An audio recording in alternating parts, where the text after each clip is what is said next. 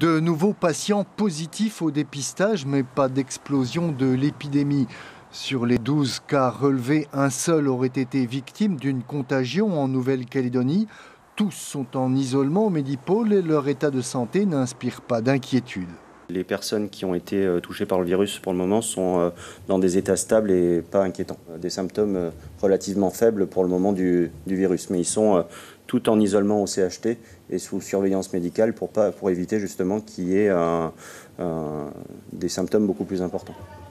Par ailleurs, sur les quelques 1000 personnes de retour de voyage et placées en quatorzaine à l'hôtel, 200 d'entre elles ont pu rejoindre leur domicile à condition de respecter un isolement strict. Et puis, 36 heures après le début du confinement de l'ensemble de la population, avec des déplacements limités à leur minimum, 3500 contrôles ont été réalisés par la gendarmerie et les polices nationales et municipales. Si, à l'occasion, le bon comportement des Calédoniens a été loué, rappelons que les forces de l'ordre étaient jusqu'ici en mode prévention. Pendant les 2 premiers jours, le haut-commissaire a demandé aux forces de l'ordre de faire preuve de pédagogie, d'expliquer, de préciser les choses. Néanmoins, dès demain, on mettra en œuvre la verbalisation sur la base de la loi état d'urgence sanitaire qui a été votée la nuit dernière en métropole.